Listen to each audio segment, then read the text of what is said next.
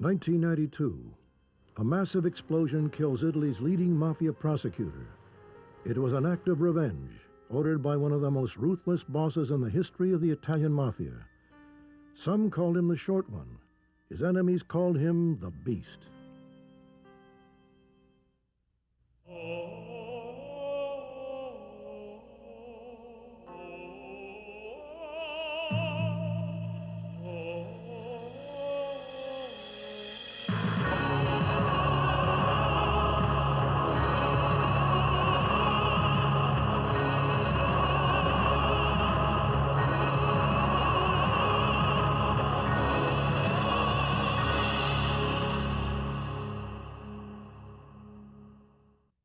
The rise and fall of Salvatore Toto Riina is a story of the most dramatic period in the history of Italian organized crime. Though the Sicilian Mafia is only one of several criminal syndicates in Italy, under Riina's guidance it achieved a position of unprecedented power and subverted the highest levels of the Italian government.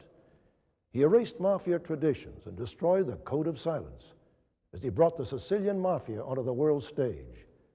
But his bloody quest for power bared one unplanned consequence: the most effective mafia prosecution in history. Toto Riina's story began in the small town of Corleone, a poor farm town less than an hour's drive from Palermo. The origins of both Riina and the Mafia are found here in the hard, desperate life of rural Sicily. Historically, if you're looking at the roots of the Mafia in Sicily and in Italy, you can trace it back to really the history of this country being overrun by a whole bunch of different cultures: the French, the Spanish, Phoenicians. There's never been much of a law enforcement apparatus on the island. It's very rural. In fact, it's very much like a feudal system. And this is where the Mafia came from. In fact, many countries that have an organized crime tradition had feudal roots initially in its historical origins. In Sicily, almost all the land was owned by a small number of landowners, and most of the population were impoverished peasants who didn't own any land. And the landowners either lived in the big cities of Sicily or they lived on the mainland of Italy.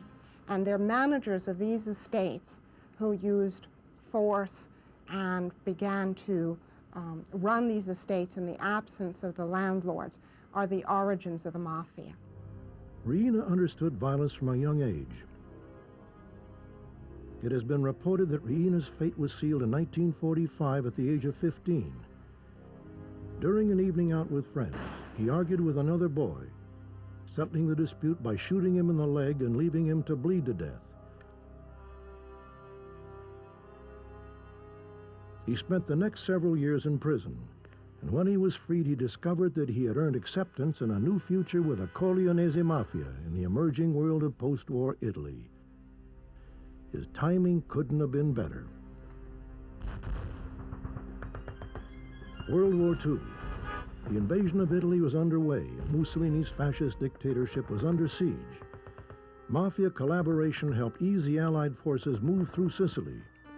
Persecuted under Mussolini's regime, the Mafia prepared for a better future.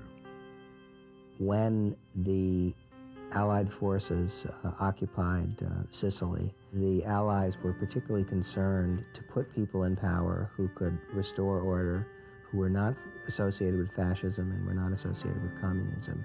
They actually installed many Mafia figures in positions of power in towns around Sicily. It's not clear if they did so intentionally or not, or whether the Mafia was particularly shrewd in exploiting a new power vacuum in order to return to power. As Palermo was made the regional capital of Sicily, and Sicily was made an autonomous region of the Italian state, a great deal of government money flowed into Palermo, and the Mafia was very quick to follow that money. And there was a building boom in Palermo itself, and the Mafia went into the real estate business in a very major way. Profits and power. By the early 1960s, the Sicilian Mafia enjoyed an unprecedented abundance of riches. Inevitably, there was a frantic scramble for power among major mafia families, a violent war in the battle for domination that laid the groundwork for the rise of Toto Riina. The Mafia's war against itself attracted national attention in 1963, when 7 police officers were murdered in a car bomb attack. Public outrage led to the first large-scale Mafia crackdown in Italian history.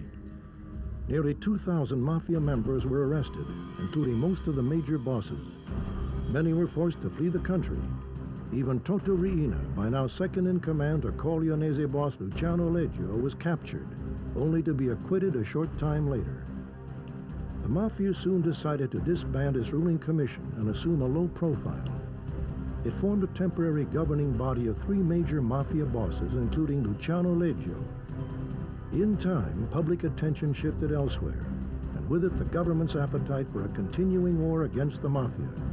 Slowly, the Sicilian Mafia began to rebuild. In prison for life and beset by health and legal problems, Luciano Leggio eventually granted his seat on the triumvirate to Toto Riina.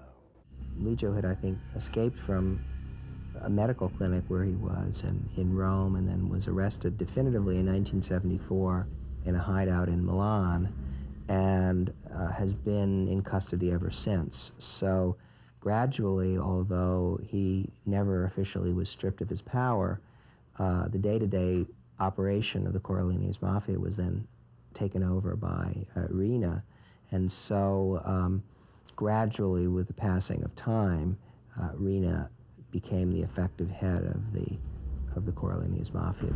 Though the Mafia officially frowned on narcotics trafficking, an unofficial network had developed to take advantage of the new market in the United States, the market for heroin. The authorities called it the Pizza Connection. Once again, Riina would find himself in an ideal position at a critical time.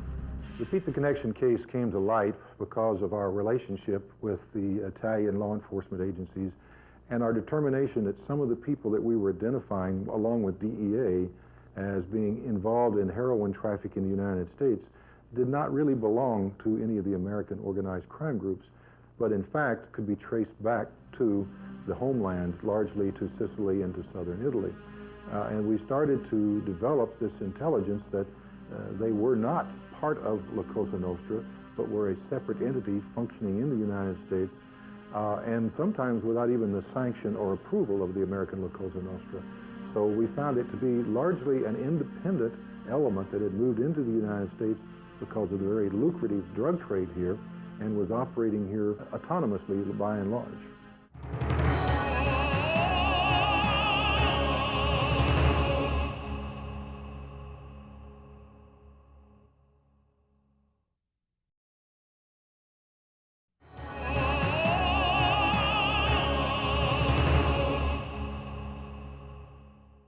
Former Assistant U.S. Attorney Richard Martin recalls early assumptions about the Sicilian Mafia. The interesting phenomena for the Sicilian Mafia is that they were, compared to the American Mafia, way behind. They were an agrarian-based organization that had really small involvement in things that we traditionally associate the American Mafia with, that is labor corruption, construction, industries like that. The Sicilian Mafia was not really actively involved. What changed all of that was the cigarette trafficking and then the narcotics trafficking, and took them from a sort of backwards, agrarian-based, feudal sort of organization to a multinational business that generated billions of dollars. And that change had a dramatic effect on the structure of the Sicilian organization. The Sicilian Mafia was bringing in more money than it could launder. One story tells of an apartment rented simply to store cash profits. Once again, Mafia families would compete for ultimate power. But now, Riina and the Corleonese Mafia would lead the war. Riina's involvement in heroin smuggling was not direct. He being from Corleone, had few natural connections to the original narcotics traffic. He didn't have boat captains who had access, he didn't have laboratories, and he didn't have a network of people in the United States to ship to. What he did was to take over those families that had those connections and to substitute his own people or to force people who had those connections into his ambit by killing off their bosses and putting in their place his lieutenants. Therefore, he got control of a business that was not naturally one within his territory. And by the end of 1981 or 1982, when the pizza connection was really at its height, it was Riina who was controlling the Sicilian Mafia. Riina consolidated his power in various ways. First, by trying to undermine and isolate certain of the more powerful bosses in Palermo, whom he regarded as his principal rivals, through kidnappings that were unauthorized, kidnapping people who were supposed to be under the protection of other bosses, by killing law enforcement people without the authorization of the commission in ways that irritated and in some cases humiliated other bosses, and by cultivating economic relations with people inside of other families and fomenting discord between the different families. Who was this man who placed so much fear into so many people? The truth about Salvatore Riina is much more complicated and much more chilling than the commercial movie images of godfathers and mafia dons.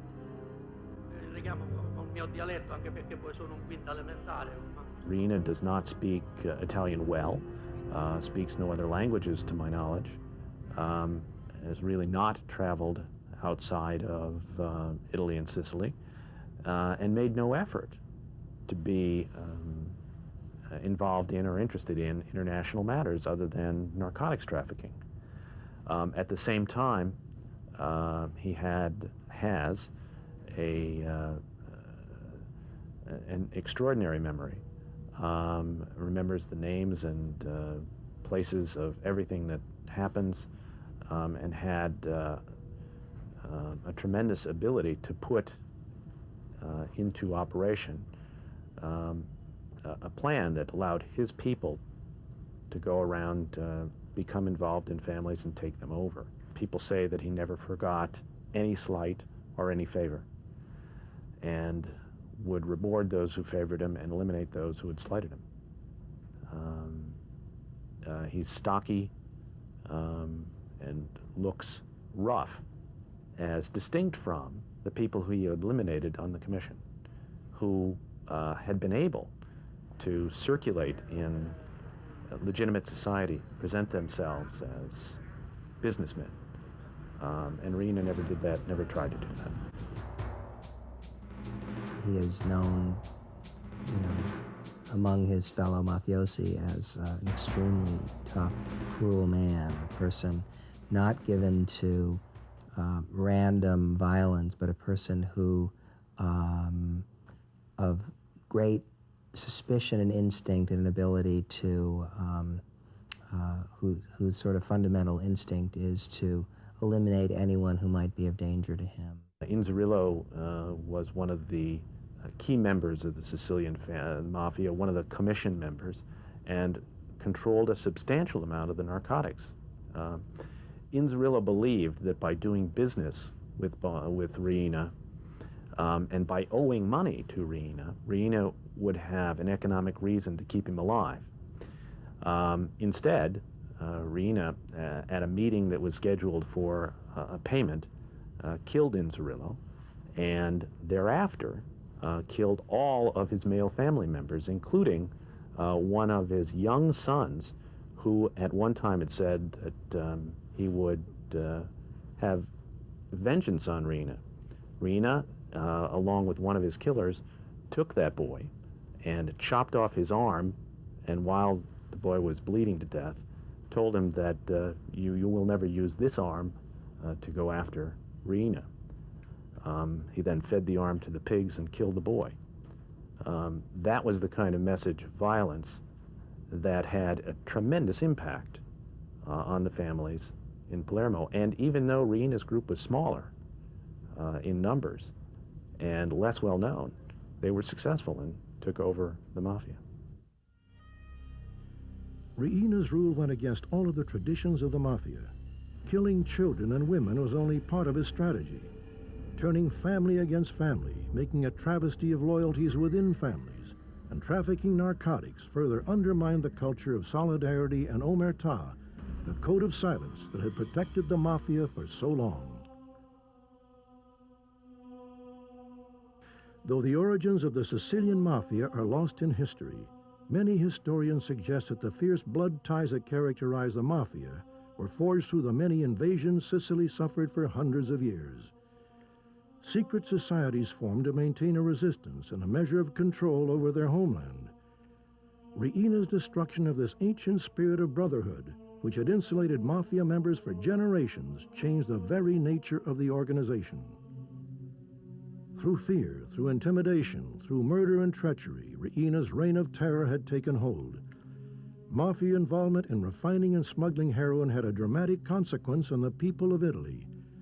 Deaths from overdose rose from 8 in 1974 to thousands by the late 1980s, with an estimated 200,000 Italian addicts. The Sicilian Mafia had helped to create a social crisis.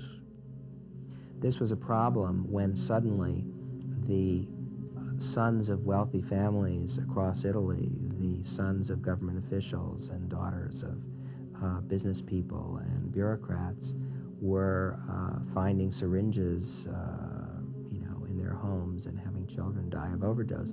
This became a problem that was too big for the government to ignore.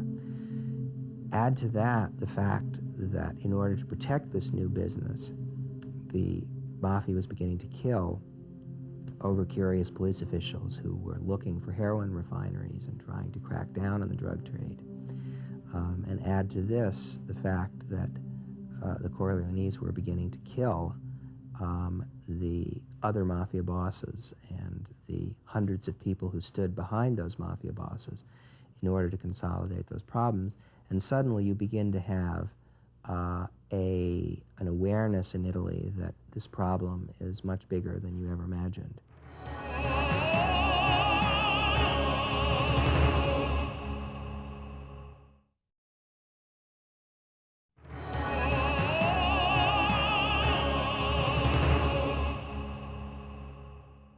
The government's first steps were tentative. The dangers both politically and physically made success uncertain. In a climate of great danger and a history of violent retaliation, a native son of Palermo was brought into the new Mafia investigations. Giovanni Falcone led a new kind of investigation that soon drew the attention of the Italian people, members of the Mafia, and Toto Riina himself. He started out as a bankruptcy investigator looking into fraudulent bankruptcies and used those same techniques of financial investigation to attack the Mafia by tracing the money and proving that individuals who had no jobs and no legitimate source of income could not reasonably have acquired the multi-million dollars that were passing through their accounts and reflected in their properties. He was able to trace movements of narcotics that were seized, connect them to those people, show the bank transfers, and demonstrate that the Sicilian Mafia was actually in charge of traffic to the United States. Because at that time it was impossible to get members of the Sicilian Mafia to talk, the fact that the Mafia began to go into the heroin business meant that it had to deal with people outside of its organization who were much less reliable than people within the organization. So that, for example, they would have to corrupt, let's say, an airline employee who would agree to bring a bag from one country to another. That person, because that person wasn't a professional criminal and was easy to scare, you arrest that person, you threaten to keep them in jail for the rest of their life, and suddenly they're talking to the police and telling you everything they know. So he would take advantage of all of these people in order to find new areas of weakness within the organization, ways of breaking into the organization through its expansion. And he did that very effectively in some of these early cases and won convictions. At the same time that Falcone was pursuing the heroin connection from the financial side from Sicily, we in the United States were pursuing the same traffickers up the chain of distribution through and back to Sicily. And in 1982, Falcone came to New York, and I was introduced to him with my friend and thereafter trial partner, Louis Free.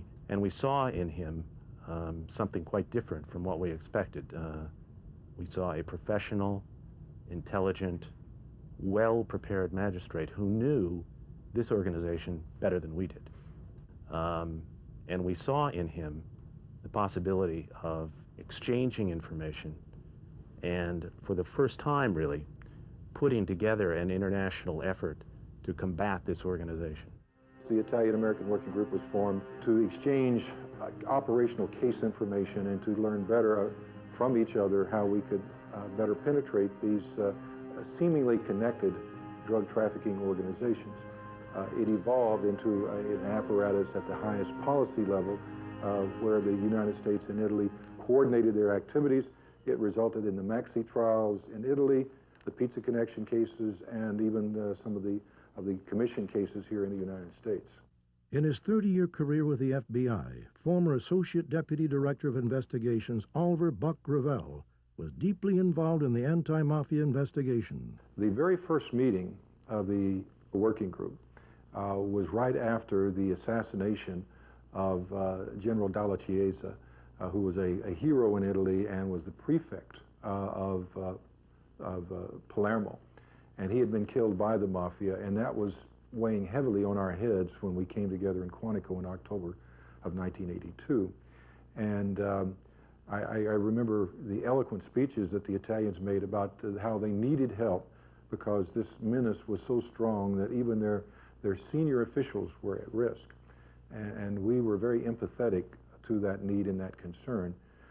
Dr. Falcone was particularly effective in conveying the concern of the Italians in how that their whole system was so penetrated, they needed help to cleanse themselves of this menace. Even as the mafia struck back, investigations on both sides of the Atlantic began to gain momentum.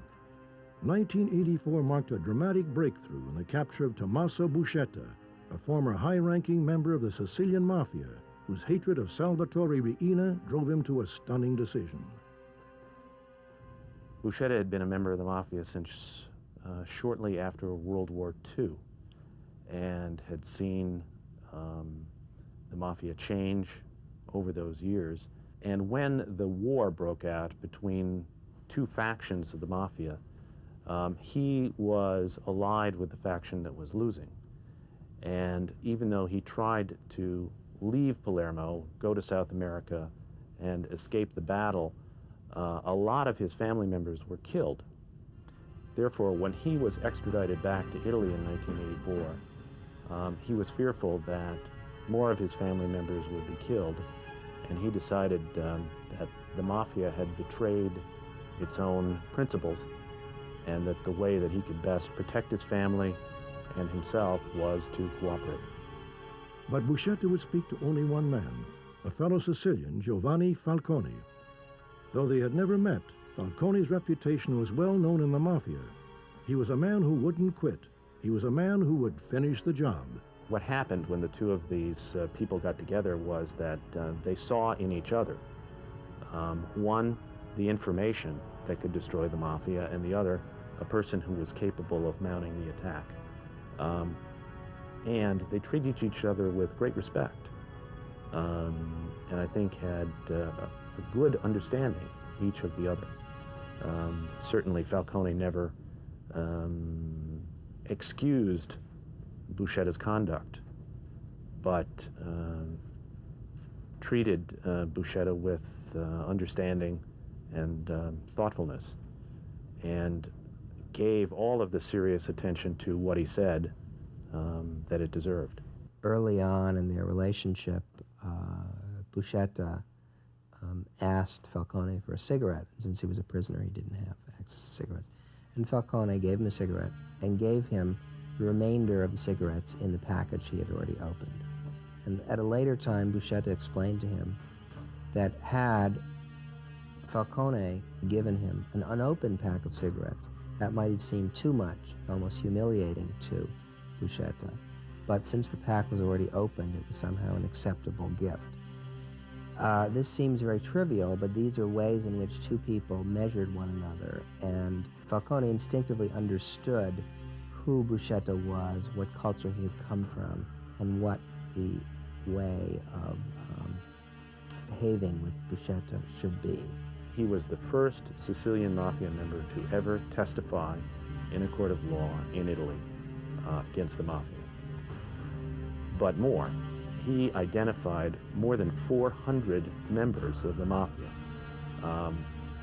drew an ornogram of the entire organization, identified the members of the commission, explained how they operated, explained how the structure made those people who were on the commission responsible legally for what the soldiers did.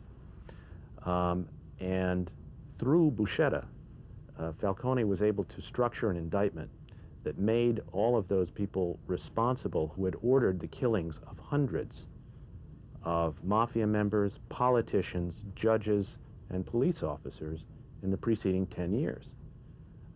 His evidence simply opened the skin of the organization so that at one time they were able to identify the entire structure. Buscetta gave investigators their first look into the structure of the Mafia. He explained how the lowest soldier on the street was part of a team headed by a captain. The captains in turn reported to the family leadership. There was an underboss, a boss who headed the family, and perhaps one or two consiglieri or counselors.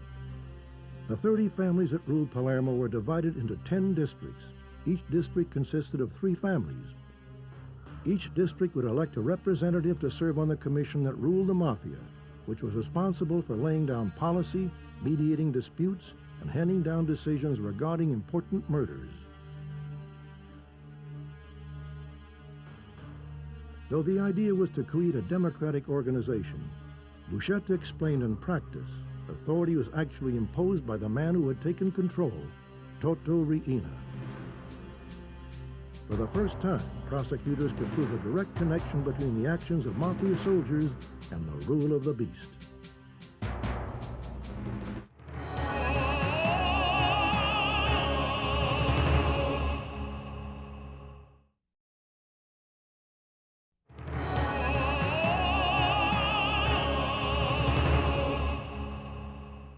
Buscetta's confessions drove a vast new crackdown on the Sicilian Mafia, leading to the arrest of hundreds of Mafia members.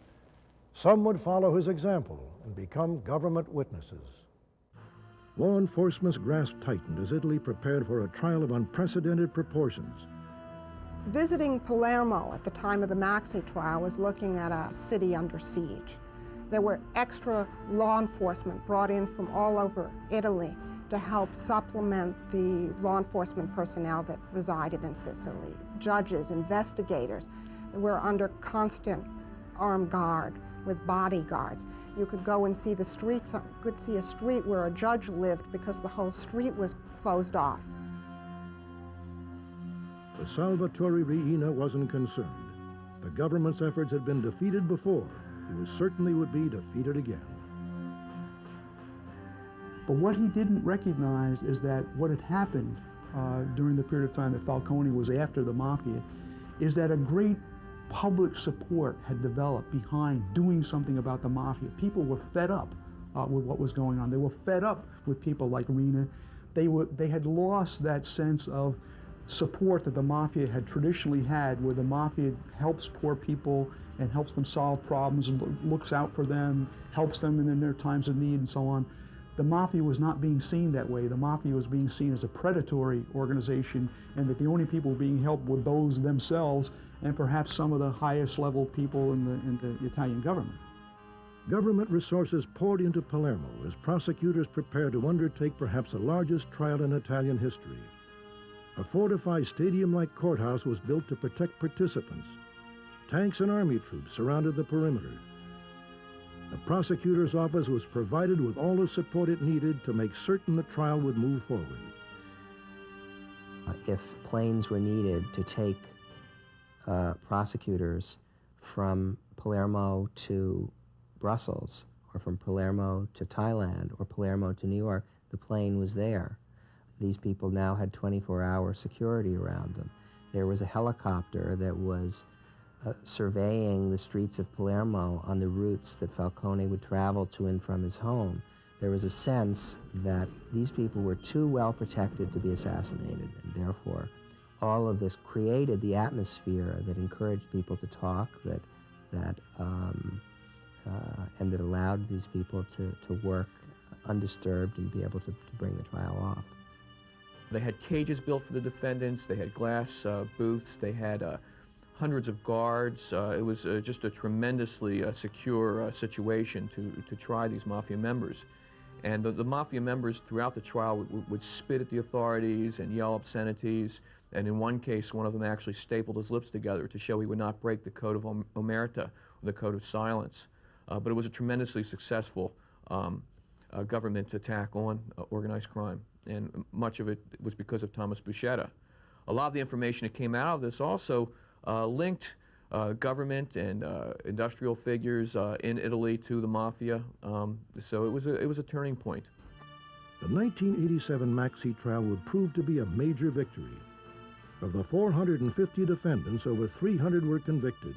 Riina, though a fugitive since shortly after being freed from prison in 1969, was convicted in absentia and shared the sentence of many leading mafia bosses, life in prison. What had seemed impossible only a few short years before was now a reality. Assured that appeals would be heard by parties favorable to the Sicilian Mafia, Salvatore Riina remained confident. Some convictions were overturned, and Buscetta's assertion of a ruling commission was brought into doubt. Riina, meanwhile, continued to live freely, seemingly beyond the reach of law enforcement.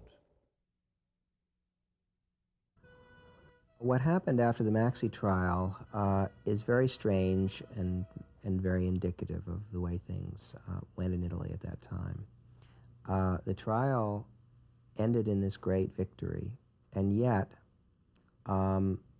the head of the investigative office of Palermo decided to retire after the trial and was assured by government sources that Giovanni Falcone would replace him as head of the office, guaranteeing continuity in the mafia investigations. Instead, an elderly magistrate on the verge of retirement with no experience in mafia trials was made the head of this office, and Falcone was rejected for the position. And so here finally Italy finds a group of prosecutors who are willing and able and successful in prosecuting the mafia. And instead of being rewarded with positions of greater responsibility, more resources to continue what they're doing, they are denigrated publicly, actually put under investigation for completely frivolous and meaningless charges. And their life is made almost impossible, so that the investigations under this new and very ill-prepared chief of staff come to a virtual halt. Falcone was frustrated. Though his work had been hailed during the Maxi trial, now it seemed that the lessons of the 1960s had been forgotten. Riina and the Mafia had nothing to fear from the government, and certainly nothing to fear from Falcone. When it was learned that Falcone had been invited to work in Rome with a new Minister of Justice, his removal from Palermo was seen as proof of his ultimate failure. In Rome, however, Falcone would prove even more dangerous to the Mafia than ever before. He began to plan an even wider assault against the Mafia, and when the Italian Supreme Court declined to reverse a Maxi trial conviction, sealing the fate of hundreds of jailed mafiosi, it was Riina's strategy, not Falcone's, that had failed. Mafia members were furious and became like a kind of wounded beast after the convictions. They were furious at their friends in power whom they felt had let them down. And they were determined to make them pay. Riina began his new campaign of violence with the murder of Salvatore Lima in March 1992. The most powerful politician in Sicily and one of the Mafia's closest friends in government. It was Riina's warning to the Christian Democratic Party, whose policy of peaceful coexistence with the Mafia was now politically unworkable.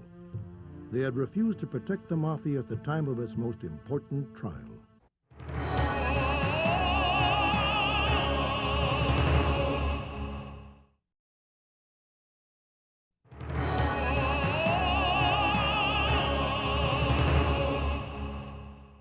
Less than 3 months later, the Sicilian Mafia took another step in its escalating battle against the government.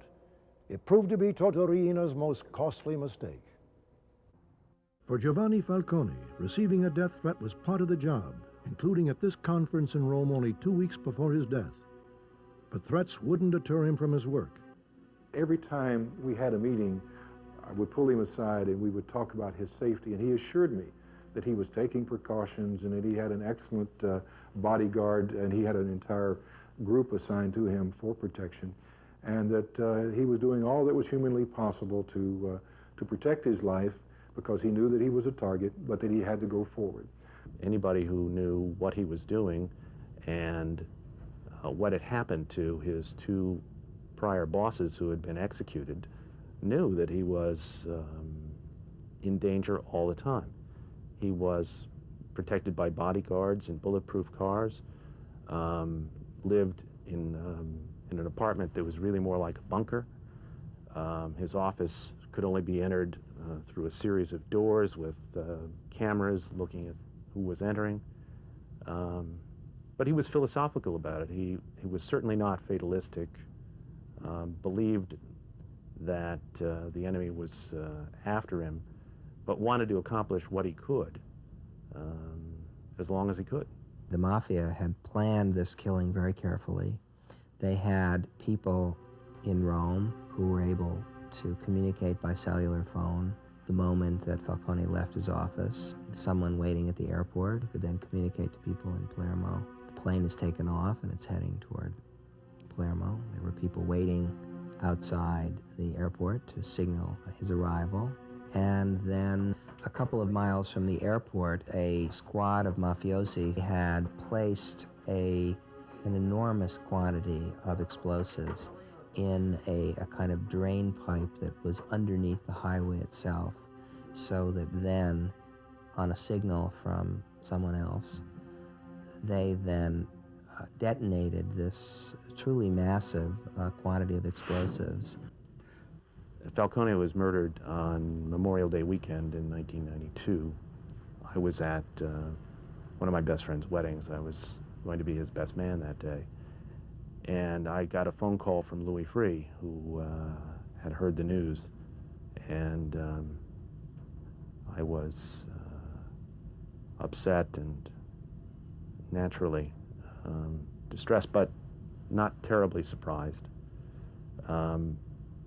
Although we thought that by taking the position that he had taken about a year before in Rome, that he had left Palermo, he was having an impact on justice nationally in Italy, and that perhaps he had escaped the Mafia.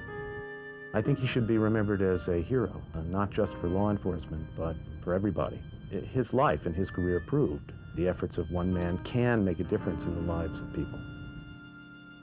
He was a remarkable man, a man who truly believed in justice. Public reaction to the death of Giovanni Falcone took on the dimensions of a national tragedy. Disbelief, shock, and outrage swept the country. It seemed as if Riina and the Mafia were winning the war. People blamed the government in part, and it was part of stimulating a kind of popular and civic revolt in Palermo, in many cities in Sicily, and in many cities throughout Italy. For example, in a series of demonstrations in Palermo itself, women around the city began to hang sheets, in some cases with written banners on them, outside of their windows and on their balconies where they normally hung their laundry. And these sheets were meant to signify protest against the killings. And they vowed that they would continue hanging out these sheets and these signs of protest until the killers of Falcone were brought to justice.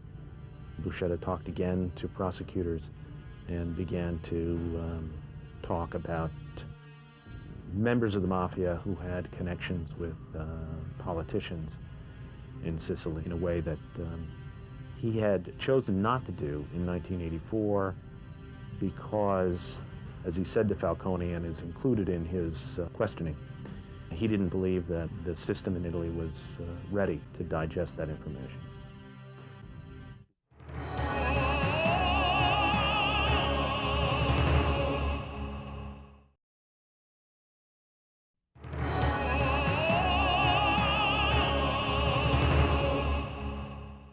Buscetta's new revelations were astounding, reaching through Parliament and implicating the office of seven-term Prime Minister Andreotti.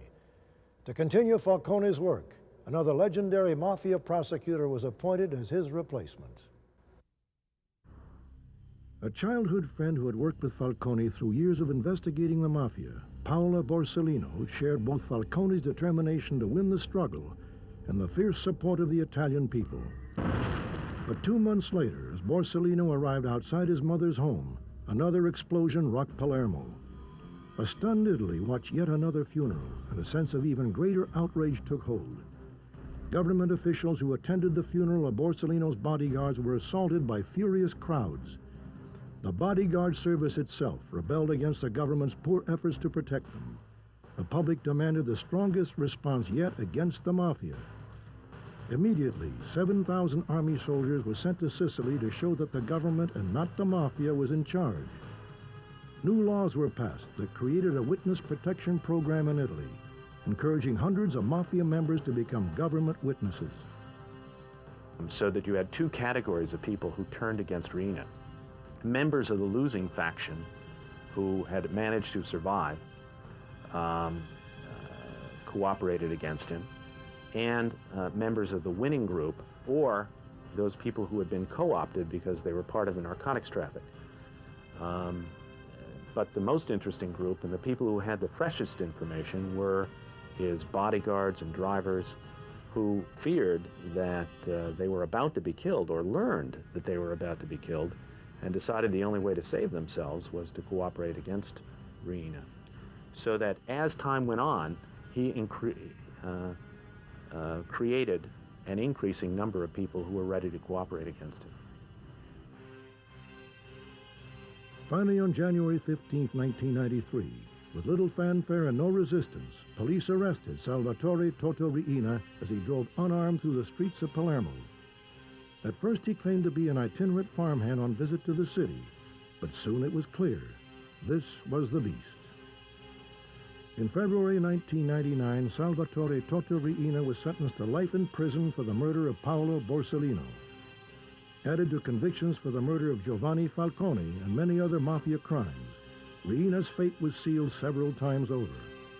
Though he will never see freedom again, the mafia is still very much alive.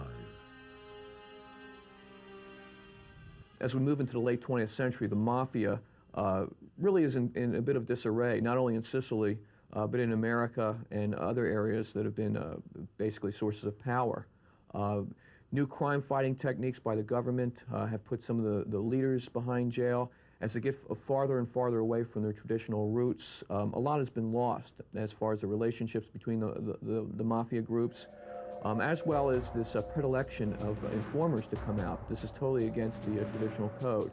And so, if anything, this new phenomenon of the informant has allowed basically the mafia to turn in on itself and destroy itself. Salvatore Riina lived free for over 20 years, confident in the mafia's control and secure in his freedom, never betrayed by those who believed the myth that the mafia defended the poor from those who would exploit them. In his bloody quest for power, Riina destroyed that myth, perhaps forever. Will the Sicilian Mafia return to the position it once had? Recent history has shown that organized crime can be defeated, but only if law enforcement continues a struggle and only if the people demand it. I'm Robert Stack. Thanks for joining.